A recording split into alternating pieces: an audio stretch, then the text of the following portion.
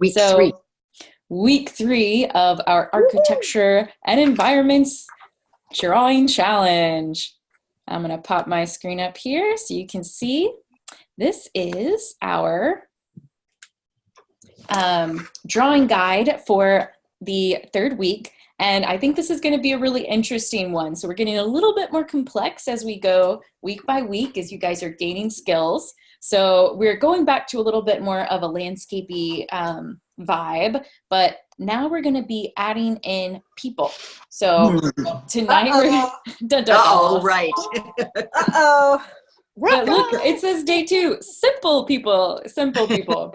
So we're not going back to figure drawing like we've done in previous months' challenges. We're not going to have to worry about the, lines of action and all that complicated stuff. It's going to be so super simple. Tonight, this evening, we're going to be drawing some simple people. So you'll see this special technique, and we'll kind of close it out with interior 1-point perspective. So that's our drawing agenda for the evening. So let's check it out. We got mountain textures, simple people, people in mountains. So kind of adding day 1 and day 2 together. Mm-hmm. Then we'll add people in 1-point perspective, which is definitely an easier one. And by now y'all have been doing so much architecture. You can feel confident about adding these little people, simple people to your sketches. Then we'll amp it up and do 2-point perspective for our final day 5 challenge. So the goal is for 30 minutes a day, 5 days a week, drawing.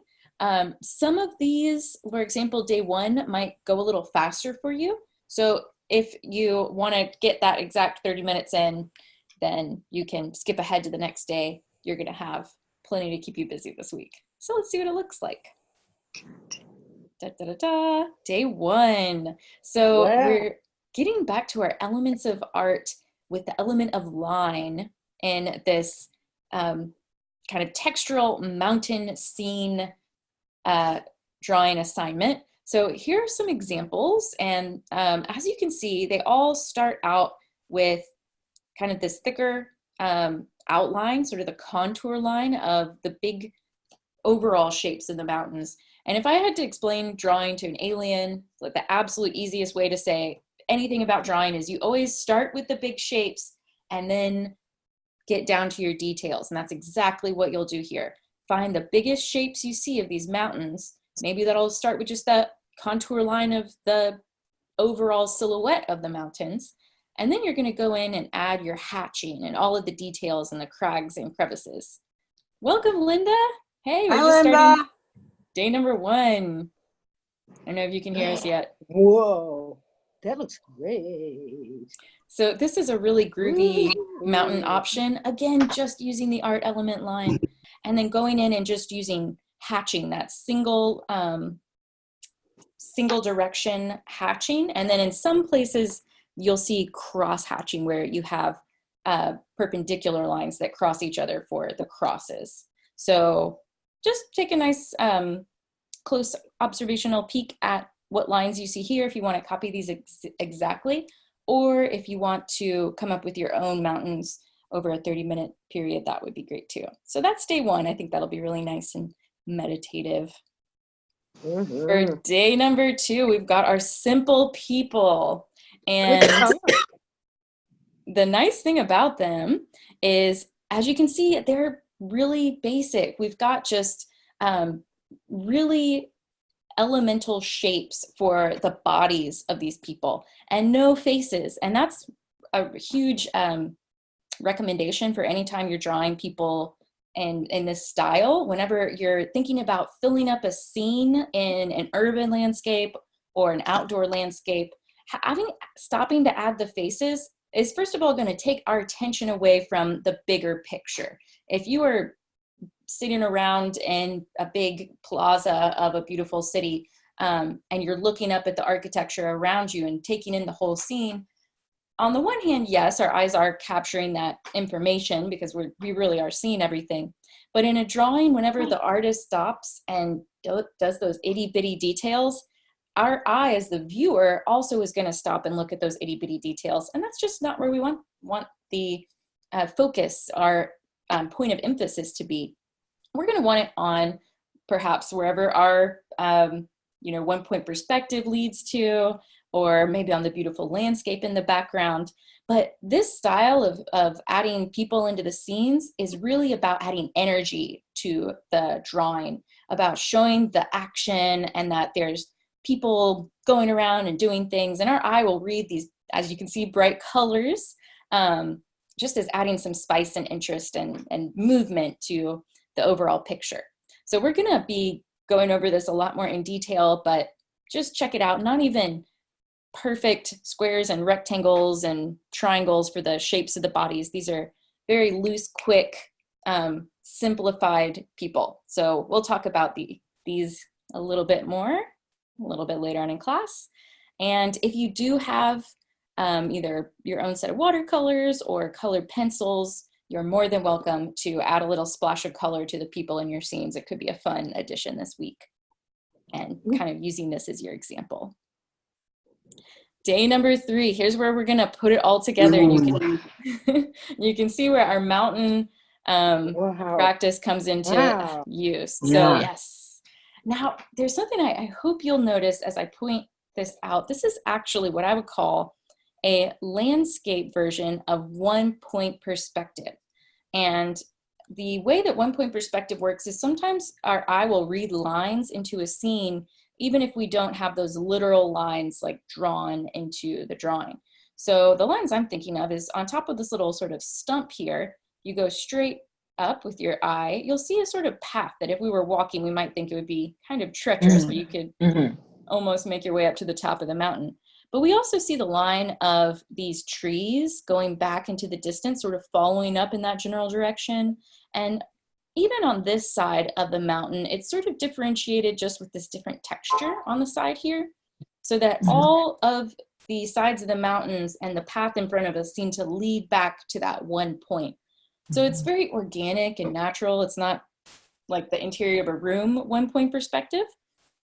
But this is a beautiful example of natural one-point perspective. So here's the challenge. Oh, yes, question, Diane. The mountaintop is very blackened, and the bottom is nice and white, like we expect it to be. It's kind of the reverse of what we always hear, that it's darker in the front and lighter in the back. Yes. So that could just be part of the literal drawing. If the person was looking and it happened to be, maybe there were some very dark trees back there. But you're absolutely correct. In general, especially atmospheric perspective, it tends to be more clear and vivid colors in the foreground, and then kind of gets lighter in the background. Perhaps if this was in color, we would see warmer colors in the foreground, which make things feel closer to us. So we might see like an earthy color in the foreground, and then maybe that would be a dark purple or a dark blue, and that cool color would signify that it's farther away. But that's a good eye, Diane. Yeah, that's one of those rules in art that sometimes is broken. Or maybe the artist just slipped up and their pen scratched, and they just said, oops, I'm just gonna fix that. I'll be all right. Right? Okay. Only an expert on perspective like yourself would know that. Of course. After taking these classes. So I do have a challenge for you. I think this is going to be a lot of fun. If you're up for it, remember we said day 3 is adding people to our scenes. So what I thought would be really cool is if you decided to add a person standing right here in the center. And what I was thinking is you could have them sort of with their back to the viewer. So back to us, like they're about to walk up this hill. Or you can maybe draw a little person already making their way up the hill. So we're going to be using, maybe somebody like this guy who's got his backpack on, like he's about to go on a trip. Or maybe, your own version, maybe someone in a cape, like they're from the medieval times going on this adventure. So adding a person, I think, is going to be pretty cool because it'll add a little bit of a storytelling element to the scene. So that is the challenge here. And if you don't like these mountains, because they look, pretty intermediate, possibly advanced, Well, you could even do these harder mountains. But I believe in you guys. It's really, again, just like we saw with those mountains, you find the big lines and then the rest is just detail. But you kind of get this idea of these little hiker men in here. So this is a populated scene. And we see what Diane was talking about, where here it is darker in the foreground. We've got this darker little shaded cliff. And then in the background, very light lines where there's almost no shading at all. So that's a little bit more typical atmospheric perspective. So one of two options, whichever one strikes your fancy. You can use these little guys or you can add your own characters. But the challenge for day 3 is people plus landscape. And just a note, if any of this just is not feeling like something that you're interested in this week, there is that full Pinterest page, which I'll be sure to have the link to, and it's written here underneath our homework. So you would go to this website. Jessica Antonelli is my Pinterest board homeland, and it's the Architecture and Environments board. So that's if you have to type it in, but the link will be easy to find on the Mighty Networks group page. Day number 4. So this is more up Judith's alley with the more urban landscape. So this looks maybe more like an Italian scene. We've got the beautiful domes in the background. And let's just quiz you guys. Is this 1 or 2 point perspective? 1. That's correct. And what made that obvious for you, Madeline? Because the surface that we see facing us flat towards us is just flat. It's not on an angle of any kind. It's the 2 buildings. Excellent. So flat, and then one. I don't know if that's the right answer, but that is the right answer. Yes, and that's the right answer. She's a winner. Yeah, and your prize is lots of drawing homework. So that's go ahead. Building Judith? with the dome has 2 surfaces. The dome is an exception for sure. So let me show you the reasoning, and then the dome, in general, domes aren't going to follow that cubic rule, since they're not like those rectangular prisms we practiced with whenever we first were learning about 1 point perspective. Those definitely would be an exception, but yeah, their faces are not, there's probably some law of perspective about how they work, but I don't know it, so I'm not going to have you guys worry about it. They get slightly smaller as they go back into the distance.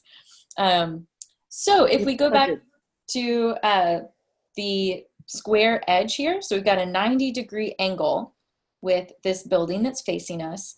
That means that this building is facing us directly. It's not going back into depth. And in a 1 point perspective drawing, there's going to be one side of the building that is facing us directly. And then the only, the part of the sort of architectural cubes that we're looking at, the side of the cube that is going away from us, that's going off into depth, that's the one that's going to be going into the 1 point of perspective. So that's always my clue to think, oh, this must be 1 point perspective, is if I can see that there's a 90-degree angle. Because even if you look around you, if there's our walls in your room, if there's a wall or something where you can see that you're facing it directly, you're not going to see, you're going to see that 90-degree angle. Now, if you walked to the corner of that side of the wall or whatever it is, you would see that from the corner that things go off in 2 different directions, going off into depth in 2 directions. So that perspective will change, and then you would see the 2 point perspective. So I don't know if that helped or made sense or is even more confusing, but the cheat answer, the quick way to know if it's 1 point or 2 is, do you see that 90-degree angle? And then boom, that'll help you. And then also you can, of course, look at the guidelines of the buildings that are going back into depth, and if they would all lead back to one vanishing point, only one vanishing point. So, which is what we see here. Cool.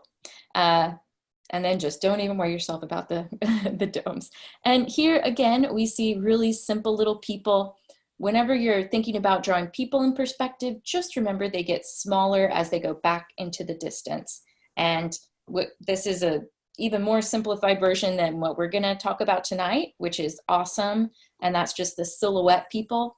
And you can see, you know, it doesn't even have to be that realistic. This is almost an alien looking head, really very strange, but it still reads, you know, really nicely in the big picture of this scene. We're not looking at the people, we're looking at the whole energy of the environment.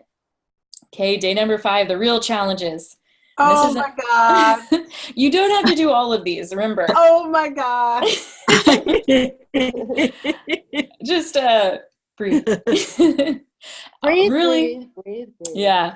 And you could think of this as you can choose between doing the top version or the bottom.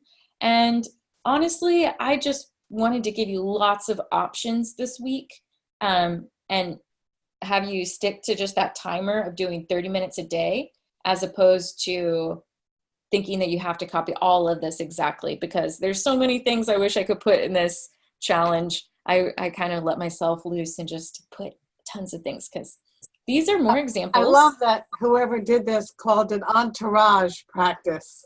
Isn't that great? Yeah. And you can kind of see some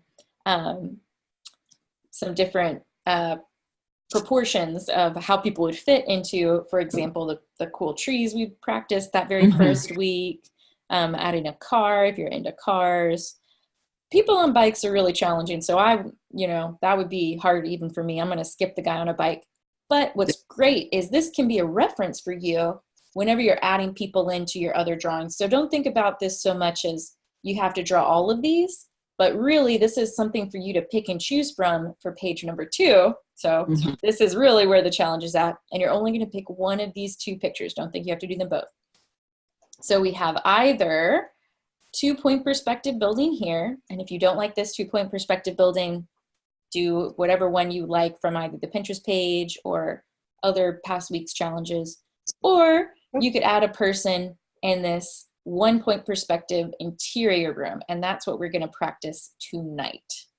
So I have loaded you up this week. You have. And poor Judith, you got to catch up on last week too. So you're going to be drawing like crazy. But don't rush yourself or feel stressed at all. It's all just good fun and good practice for whenever you have time to be drawing. So what right now feels the most intimidating or challenging thing that you are a little worried about, perhaps? I still haven't learned the 2 points, so that's on my mind. Okay, cool. So super quick overview. I hope you can see how each of these sides of this main line cutting right across the middle, like a line of symmetry across this page. It's almost like all the lines are pointing back like arrows going off into the distance. And if you were to take 2 rulers on the uppermost roof edge and any other line below it, it's often easiest if it's the bottom ledge or the street line, where those 2 converge, which for us is going to be way off the page. That convergence line is our vanishing point. And because there are going to be 2, one on either side of the building, we'll see 2, we call it 2-point perspective. Oh, I got it. Okay. You Great. see it? Yeah. Yay. And we even got a little person in here. It's very cool. And they used to, in the old days, before the computers were very, very big, they used to have grids that you would behind your drawing when you were drawing an architectural drawing. So you'd have 1-point grids and 2-point grids and 3-point grids. Oh my gosh. You would just, yeah, I mean, it was a devil. Trust me. You think you see a lot of lines. It was a devil. I could only imagine. I've had a lot of architects come through my drawing classes, and it's always impressive the way they see the world. It's a whole different thing. Yeah. You're trained to see it in 3D, but that doesn't mean you can draw it 3D. Also, lots of use But I computer. would be able to draw the top one easier because it's my detailed Yeah. architectural style. The bottom one is a little harder for me to stay that loose. Well, I'm sure your style is going to come across. And let me go ahead and give y'all a peek at the Pinterest page just so you can see some of the options that you're going to have here. Because there are some that are slightly more architectural. For example, this one, Judith. This is a one-point interior bedroom image from the Pinterest that you could work from instead of the one I have. So what's really nice about this is it's got the vanishing point right there in the center of the image already drawn out for you. And you can even see how they've attached, the pictures on the wall, the top of the bed, the sheets and the drawers of the cabinet. All of them are connected and converging back to that vanishing point in the center of the back room. So that is the key to one-point perspective in an interior. And this also goes back to what we were talking about the square or the 90-degree angle, how we'll know if it's one-point perspective. Whenever we're drawing an interior room, it's like we're sitting inside of a cube instead of looking at the outside of the cube. And if we were sitting inside of the cube, then the back wall in one-point perspective is just a square right in front of us. Mm-hmm. So that's that you don't have to worry about anything that's directly facing you in one-point perspective having a line of depth. It's just going to be the walls that are going away from you back into depth. And this Jessica, has, Jessica, could I Yes. just use that drawing that you just had where the one point, where the viewpoint was, if you were to Yes. put a person in that drawing, that's the level their head would be at. Is it? That's a great point. Thank you for bringing that up. Yes, that would be the eye level. So If they were against the back wall, and if we followed the two lines on the right, for example, if I'm looking at the drawing and the high dresser on the right, that means their head is going to be above the dresser. So, and whenever you're creating a drawing, the horizon line where the vanishing point is always found, the vanishing point has to be on that horizon line. Many artists, myself included, will even prefer to call that the eye level line, because what it is it's your eye level as the artist. So this is drawn so that whoever drew this picture of the inside of their room is looking straight ahead like they're standing, and it looks like that cabinet is just a little bit taller than they are because they can't see the top of the cabinet. Right, you're right. Yes. Oh. If I may, Yes, please. we were taught we draw for one point, you draw the square in the back, Exactly. and then you draw the square in the front, and you estimate on the back square half, and you estimate on the front square half. And in that way, let's assume you have an 8-foot room.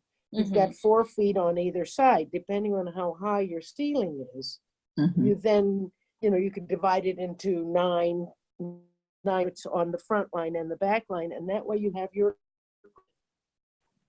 Get it? It's like it's extruded, is what they used to tell us. The line So, from the. You see it? But maybe yeah. you say it better than I do. No, I think it's just a different way of thinking of it, the way that you would need to do it if you are going to be logically adding the number of correct feet to add the interior furniture. So, yeah, that's definitely just divide obviously very helpful. back and the front. It's only really good for 1 point, but for 2 point, you do your center line also has like the window levels, and you divide it again in half, like that. Okay. But My it was concern. all Go ahead. estimates. Gotcha. Yeah, and there you go. Because I would just worry about getting too confusing with the technical stuff for a complete beginner. if someone was feeling challenged with the 1 point, I think, you know, estimating and imagining, okay, well, if this was your room, if you're going to draw a child in this room, you know, you would make sure that they maybe were only half as tall as the cabinet. Or if you were going to just insert a little adult in the room, you know, maybe they are as tall as or a little bit shorter than the cabinet. And then artistically speaking, the artist's view is level with the horizon line or the eye level. And then if you add any other characters in, then you would want to use that almost architectural sense of estimating how they fit into the space, thinking about more or less the space measurements. So it's quite a beast, this architecture. Yeah. Any other questions about that 1 point? We're gonna do some of that drawing ourselves, which we can do right now. Good. Okay. Well, this is just a little bit closer of a peek of all you have here. Here's another scene that you might be interested in putting our little hikers in, or whoever you want to add into the scene. You could use maybe these mountains or come up with your own, and a lot more different styles of people that you could use if you want to try something even simpler. And I love, we won't bother drawing these today, but this is the simplest style person I have ever seen, and it's actually very effective for people who are way back in the distance, and that's what I call the carrot.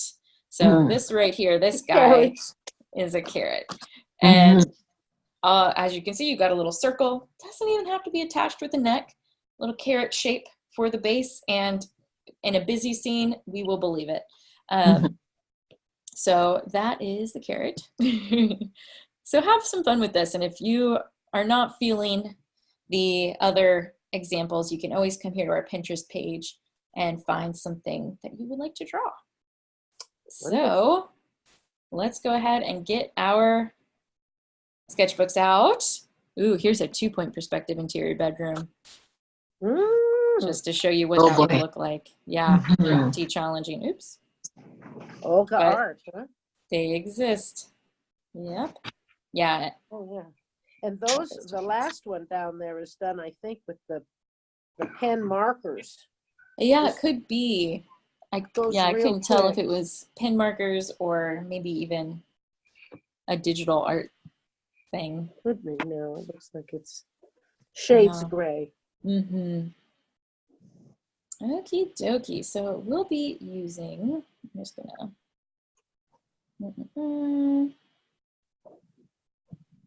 let's just use this image and that'll be a little easier.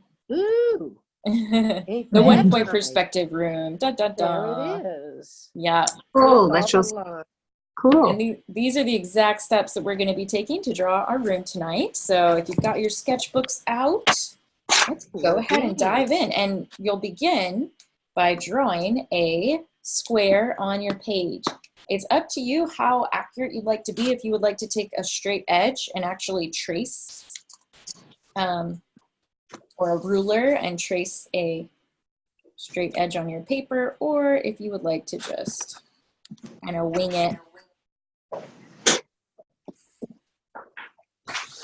I'm gonna just use the corner of a piece. All right, let's wing it. How did I know that would be Diane? You knew that. I'm going to try to wing it too. Surprise! Adventure. I'm using a ruler. Okay, perfect. Now, Jessica, for 1 point, we can move that back square anywhere we want, right? Yes, you can.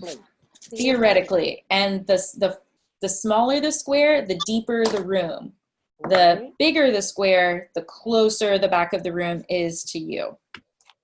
So I've got my square, and as you can see, we're going to, and I would say very lightly, go ahead and connect the corners and draw sort of a big X in your square. And wherever that X is going to be your vanishing point.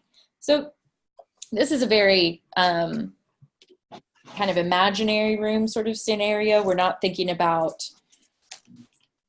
the eye level first, or, you know, we're looking just straight directly into this room, as opposed to if we wanted to, remember that one exercise where we had the horizon line very high or very low, it would really dramatically shift what your final drawing looks like. So you can see this, it's pretty lightly drawn, but what I've got is a square with a cross on it and a little dot right where the X meets in the center. X marks the spot. And I am going to use the X to guide where the corners of my interior square are going to go. Somehow Wait a minute. winging Oh, it I is see. not the best, but it's going to work. No, winging it is not the best. It's like, that doesn't quite match, does it? No, but you But know, mistakes are fun. yeah, it'll be a very rustic house.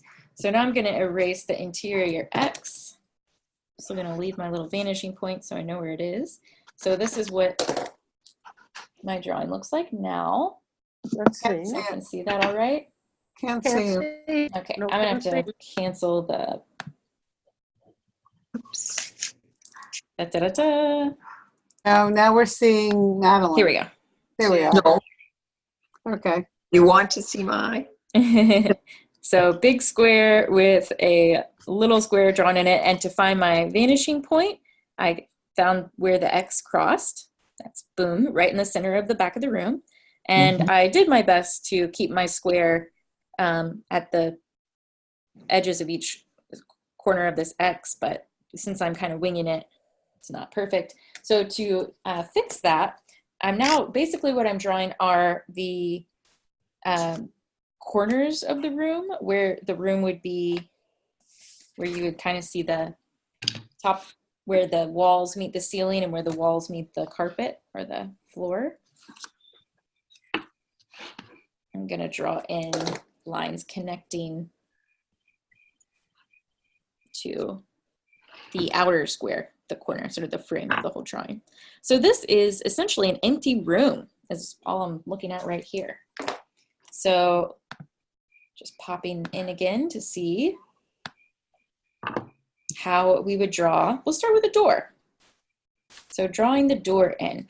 Now, I'm actually going to draw a smaller door. I think it's kind of too enormous of a door in this picture here. So I'm going to make my door, I'll start with a vertical line, just like you see here. This vertical line on, you know, whatever side you want it on, but here on the left. And I'm just going to make sure my line doesn't go quite up so high. But I do want it to connect to the vanishing point. So I'll have my guideline here.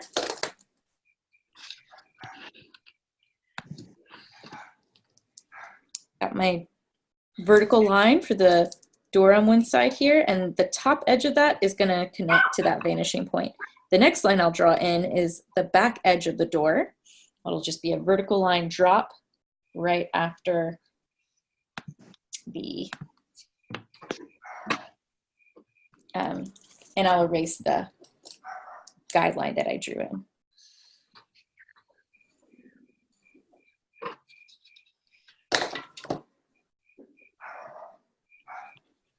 Someone has some lovely crickets in the background.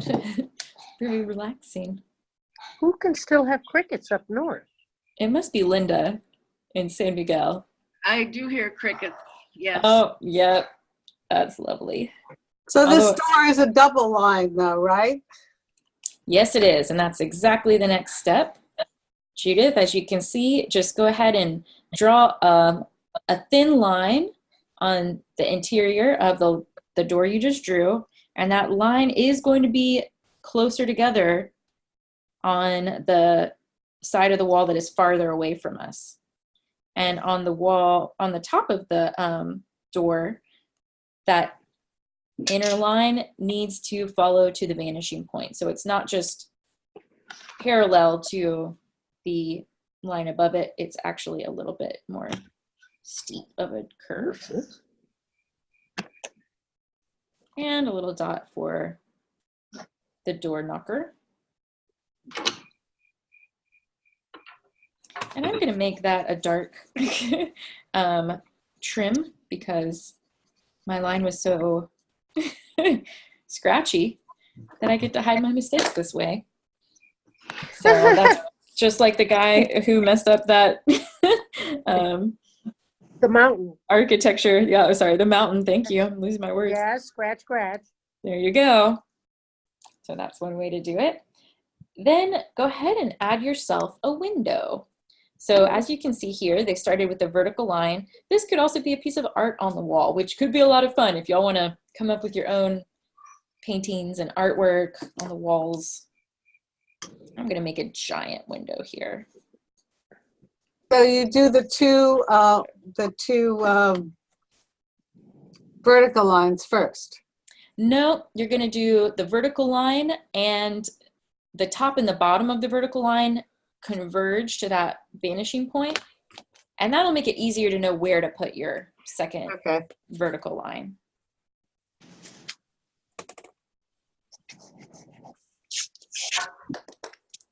So just to show you what that looks like, I've got the vertical line I drew first, then I took the top and bottom points, connected it to my vanishing point very lightly, and now I can go in and say, okay, well, I want my window to be this wide, almost taking up the whole room, so I'll come in and darken that right there. And erase my guidelines that bring me back to the vanishing point. Then you can go ahead and frame that too if you want. And as you can see, what they've done in the example is they've added a wooden floor. So if you'd like to add in the timbers there, you can do that. I'm gonna put some curtains on a window.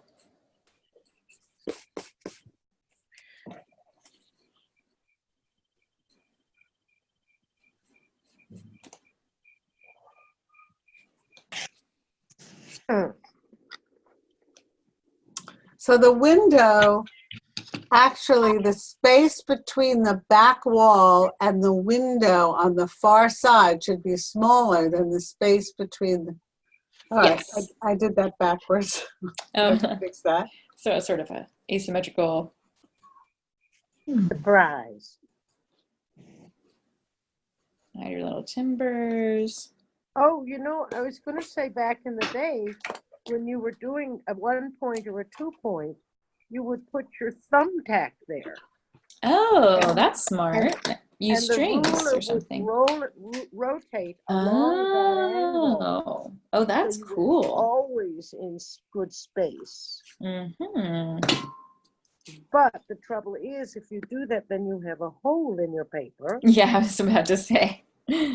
Yes, Yeah. but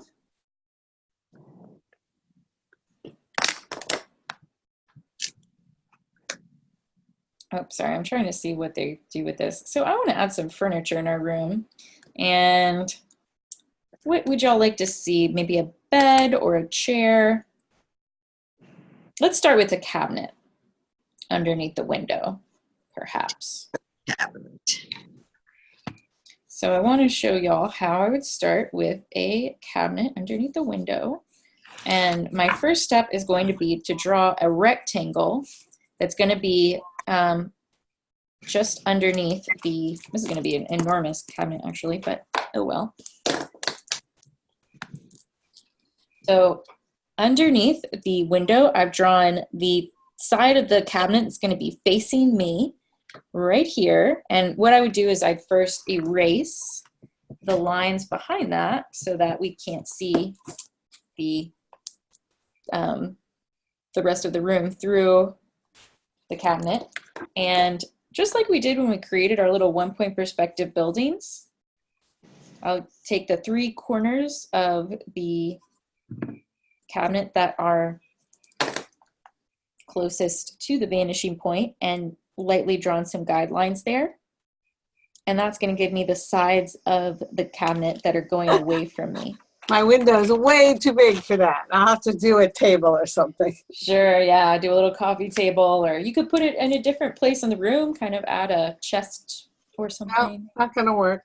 I'll figure it out. Could be a fun interior design activity. So I'm gonna go ahead and add some little drawers, and I've got my cabinet. So I get going what you quick mean. just to kind of show how it works. And I did not measure these out. As you can tell, they're pretty wobbly, but they should be going, each one of the tops of these little shelves should be reaching up toward the vanishing point and converging at that same point. So this is what I get for not using a ruler. But Yep. Wing it doesn't work. Wing it doesn't work. and then You for gotta a use rulers. bed, say I want to add a bed. This would be a very strange bed. Let's pretend like this is a twin bed here. I started with a long, skinny rectangle at the base of. I need to see your cabinet again. Oh, I like your bed. I think I'll put my bed there too. Nice. It's just a twin bed. Well, we used to draw the shape of the bed on the floor in pencil because, of course, we had to have exact. Ours had to be exact. And so half I of the am really not getting this. No. Show me what you got, Judith. Well, what I did is fine, but I can't get the something's wrong with how I'm trying to do a low cabinet. Okay, so what you're going to do with the cabinet is you actually start with the rectangle of the side that's facing you. So, and I made mine too big, but I just kind of went with it. But so I started with this rectangle, the side that's facing, and then only after that, draw the lines that go back into the distance.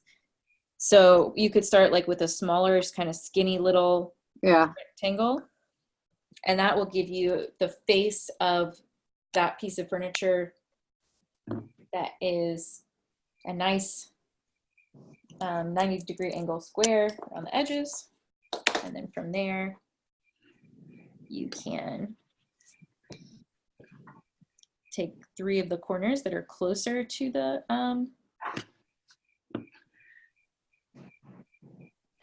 vanishing point and use those. Now, the easiest part is going to be that back wall, adding whatever you want on the background. You can maybe do a big painting or maybe a window. I'm going to do a landscape painting. I'm going to do a mirror.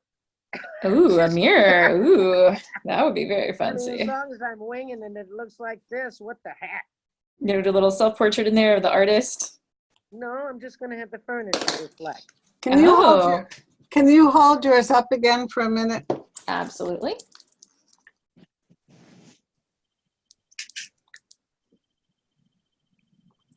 So rectangle, and then the 3 points that are closest to your vanishing point in the center of the room, those are the ones that will trace back to. What's the third point? The first 2 that are on the rectangle. What's the third point? 1, 2, 3. However, if you're, because you can just barely see the top of this cabinet here, it's pretty shallow, and I've erased half of it when I was erasing my lines there. But if it happened to be a really tall cabinet, like the one we saw in an earlier example, then you wouldn't see the top of the cabinet, and you would only use 2 points. Okay. Done. Can we see your Oh, artwork, yes, Diane? my magnum opus. Where am I? Let's see. Oh, wow. Wow, that's Oh, wow.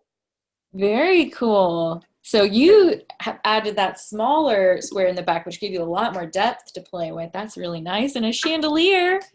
I want And a that's chandelier. my mirror. So cool. You got meta. Meta space. Can I check out what you got, Judith, and see what might be? Now, can you hold, look how red I'm getting. This is ridiculous. Can you hold up yours again? Trying to figure out what I'm doing wrong with this. So the first, The 3 points are this, this, and this. And then I end it. they go to the vanishing point. But you see, I can see the top of mine, so I need a fourth point. Oh, okay. I think I've got it now. Okay, great. No, I don't. What did I do wrong? The secret, Judith, is the rectangle in the front is theoretically all 4 corners of that rectangle are connected back to the vanishing point. Yeah, the problem is my floor line is really dark and it's going right through the chest. That's why. Yeah. Are you working with pen? I was working with pen. I shouldn't. Yeah. No, that's a recipe for trouble with this. Unfortunately, I should have mentioned that. Sorry, because there's a lot of erasing. Yeah, there is a lot of erasing when you first, but I've seen people that just have known their squares so well they just keep sketching, but that's the object most sublime. And you know, practice and having done this practice before. Carnegie Hall. So let's go ahead and just for kicks, let's add a little super simple person. So if you would like, I know, like, or you could just draw this super simple person on a completely different page if you want. So quick review, we've got the carrot. So here's my carrot man. This is a little bit more for your far away scenes where you're not going to be seeing the person. So maybe I would add a carrot in my landscape picture.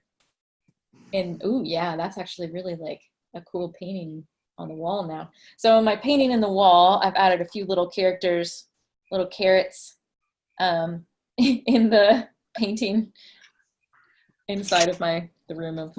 My person is way too big for the bed. Oh, can I see?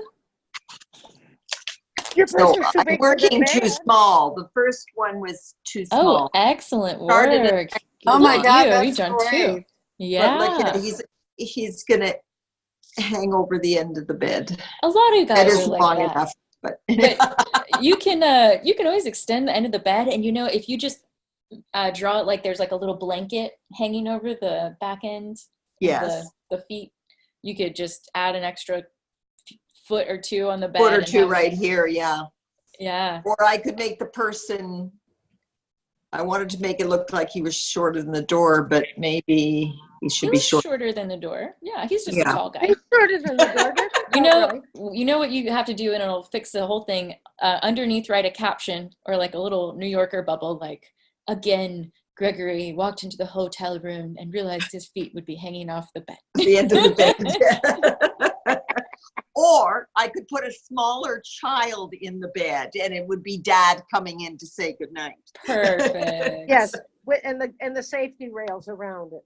Oh yeah. Oh God. Then I'd have to draw more. That'll do that. So many options. I put Gregory in. Look, here's Gregory reflecting in the mirror. Let me pop you up big here.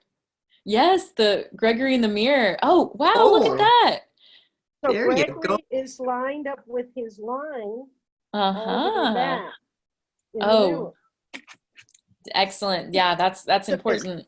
If you're gonna have mirrors or any people going back into the distance, they would follow that same line of and the other hint from architectural school is most doors are about 6.5 feet high. Right. Oh, really? So yes, there's standard size 78 inches, and the average 6-foot person is 60. So you can always make it like a head down the door. Head down from the door, yeah. So here are a few examples of people for you to check out. If It's you wanna raining use any bloody of murder these. around here. Oh, really? Mhm.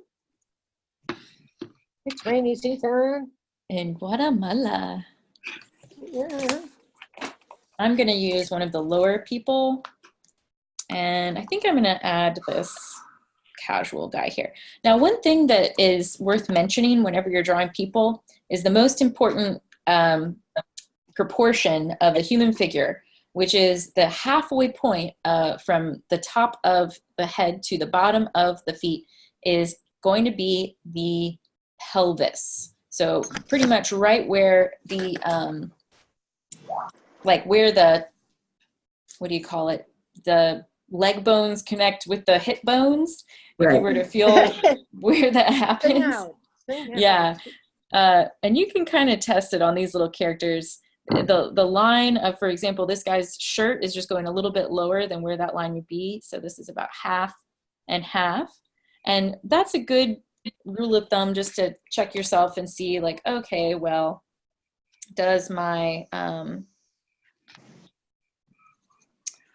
person have long enough legs? Because that's what almost everyone tends to do, is they tend to draw the torso a little bit too tall and not quite enough on the legs. So I'm just drawing myself this, I'm drawing this guy right here into my picture. I'm gonna do a little more erasing. Trying to decide what to wear before he goes out. Isn't that just the truth? There we go. And one thing that's kind of fun, which you could do, is maybe color in only the person. That's something that a lot of urban sketchers do. They'll either keep the human figures in color and the background all in black and white, or vice versa. They'll have all the people in black and white and all of the humans in color. So here's, I'm gonna call this guy Dave. Here's Dave. He's like, should I wear this pink shirt out or should I not? And a little splash of color makes it a little more exciting. So I think you've all got the idea. Linda, we haven't seen your sketch so far. How's it going over there? Get the back of the bed. Oh, nice. The color of your pencil, too. Yeah. Conti Oh, crayon. goodness. Oh, You got and the the whole fan. fan. That's really cool. Yeah, so I think the only thing is the back of your bed, Yeah. that the little sphere on top of the bed is going to follow the same line going up toward the 1 point perspective line. So if you drew an imaginary line from the first bedpost that's closer to us, This and one? the other one, well, both of them really. This one. So this and one Should be here's the higher. higher. Yeah, a little bit higher in line with that.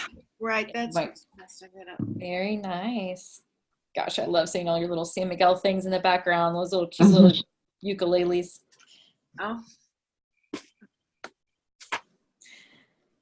Okie dokie. Bless you. Bless you. Well, as So y'all the are, chandelier, I remember, is to cover the point of perspective, so you don't see where the thumbtack was. that's nice. Assuming you used it. Yeah, I just put Dave's head there. So that was my trick for it. I have a monster visiting Dave, so now it's even worse. Oh no, a monster visiting Dave. Yeah, I thought you had wanted him to be Gregory. outside. Well, Gregory is trying to get into Madeline's bed. I can't use All good, all good. Well, remember, this is just our practice round. This is your potential homework for day number 5, you can choose to either do your own version of this exact same thing, or you could do your own bedroom. That's something that got really popular after Vincent van Gogh drew the inside of, or painted the inside of his room in Arles. I don't know how to say In Arles, anything in yeah. French. With the orange bed. Yeah. And of course, he had such flowing, expressive lines that should help us all take a big sigh of relief about not having straight lines. But of course, it also follows perfect one-point perspective, I think. So that can be a good one to check out if you'd like a little inspiration. And you can add your own people in. So I'll be looking forward to your drawings in the group. And at this point, any last questions before we kind of turn to a more tech conversation and get everybody hooked up with what they need? Nope, no more questions. Okay, great. No tech questions here. Very happy to be doing perspective again. And I was going Yay! to say,